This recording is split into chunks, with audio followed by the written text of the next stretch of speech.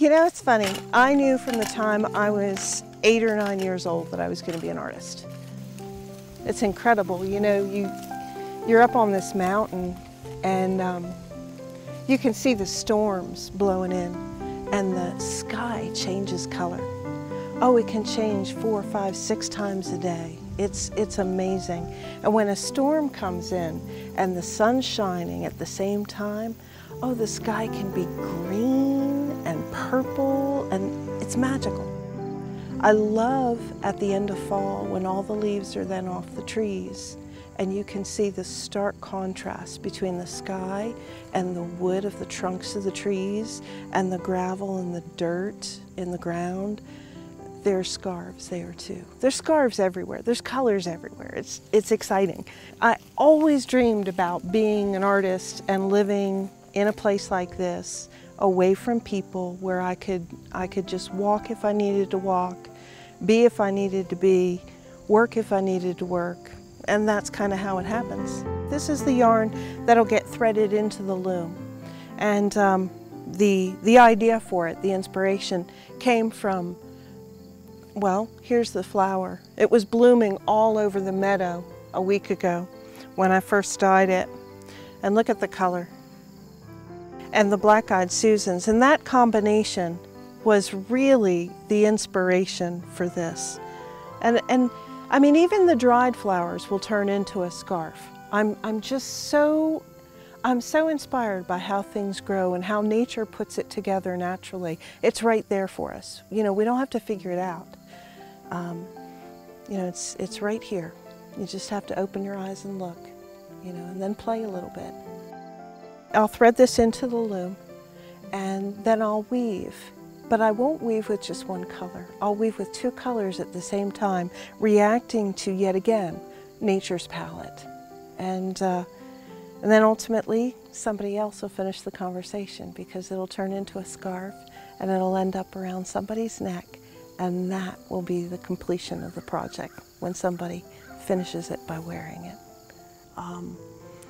How do I find an audience? That was my biggest puzzle. How can I find somebody who's interested in my work? And really, I attribute the success to Tamarack Foundation and Tamarack for helping me find those connections. You know, there's just so many cows and so many horses you can have a conversation with on a gravel road.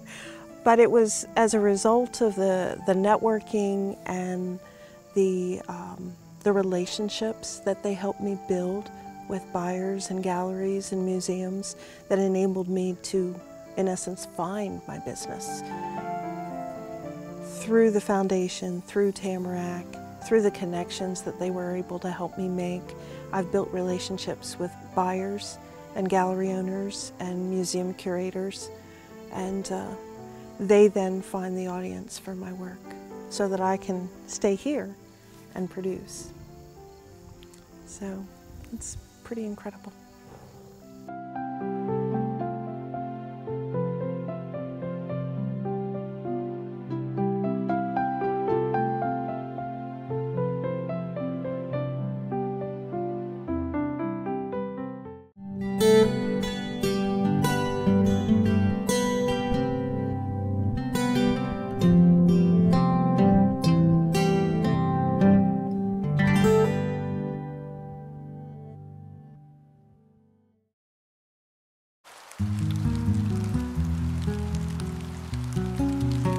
I start with making the clay.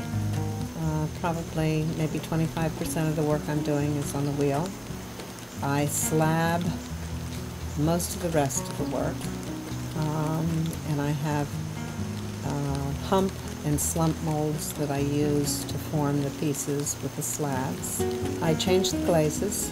I'm always, right this year I'm interested in an amber celadon and a matte black. I'm interested in developing the relationship between those 2 glazes. The amber moves into the black beautifully. And I've always worked with chino glazes that do carbon trap reduction. We had a caravan when we came here, 6 vehicles, and 1 truck that was carrying about 3 tons of clay. So, I mean, it all seems crazy when I think about it, but we did it. And, you know, I look back once in a while and I think, what if we had stayed urban? But I don't regret it at all. It's been a beautiful way to be able to live. So we came here, I put those kids on that bus that first morning, and I thought they would come off that bus bloody and crying, and I was ready to move right back. I was ready to put them in the car and go home. They came off out of that bus, they were just fine. And it was always a couple loads of laundry, a couple pies in the oven, and then out to the pots. It's often a kid before they went to school standing by the wheel saying, "How many more pots?" No, before we get to go play. It was just always there. It was important to me. The beauty really is an element. I can't imagine not living there. It was beautiful now. I'm really spoiled.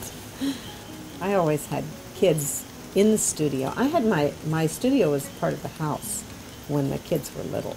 So I really could go from one thing to the next thing pretty easily.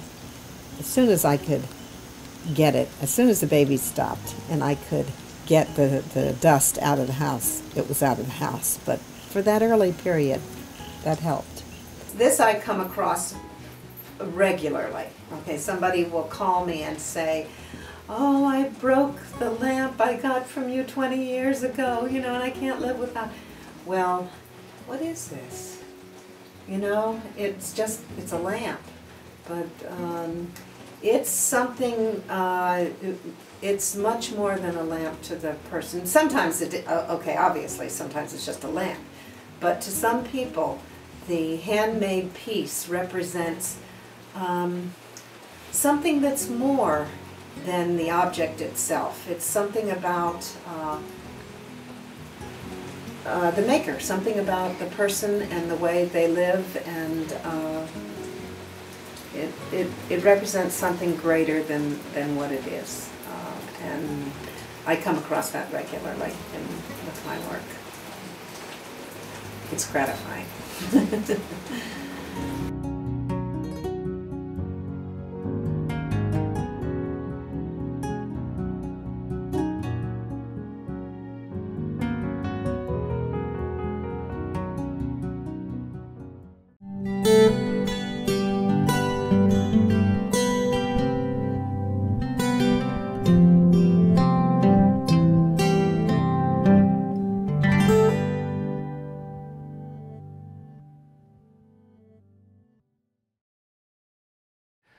My studio and my gallery is set out in the middle of Upshur County on my farm. The process of making glass is very interesting. It's very ancient. My first experience with glass was whenever I was about 12 years old. I learned that you could bend glass tubing over a Bunsen burner. And I didn't really understand what all could be done with glass, but whenever I got to be a teenager, I was looking for a job. I'd heard about the glass factories in Weston, and so when summer rolled around, I went to the first glass factory that was beside the road. I'd never actually driven that far away from home before, and it's just the next town over. You know, you've heard the saying, the rest is history. Well, actually that was the very beginning of my career in glass. I walked into the factory, I seen what the people were doing. It was mesmerizing to see them draw the glass out of the furnace, to dip that glass out as though they were just dipping liquid gold out of the furnace. I lit the fire, and literally, you might say, I never thought about anything else.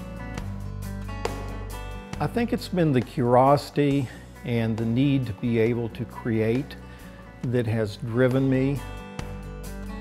I think one of the major periods of growth that has continued to grow in my business and my life has been Tamarack.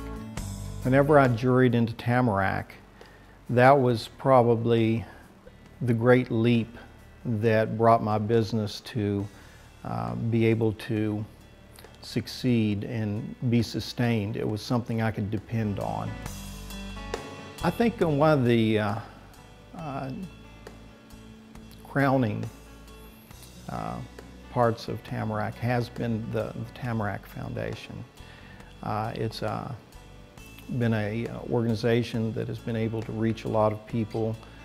It goes parallel with the mission that Tamarack has of serving the people, and it's been something that that is there watching over you and ready to assist you, and it's something that I deeply appreciate.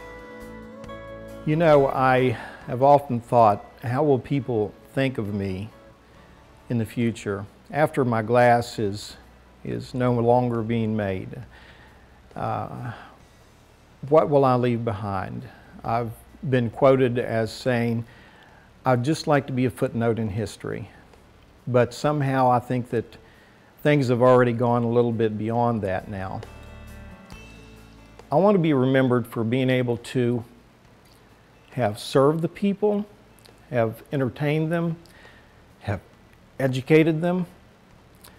I hope that the school children that have come here will say someday when they grow up, oh, I seen glass being blown. It was back in West Virginia, and Mr. Hinkle was the guy that blew the glass. So I hope that people will pick up a piece of my artwork someday, and they'll be happy that they own a piece of what I did.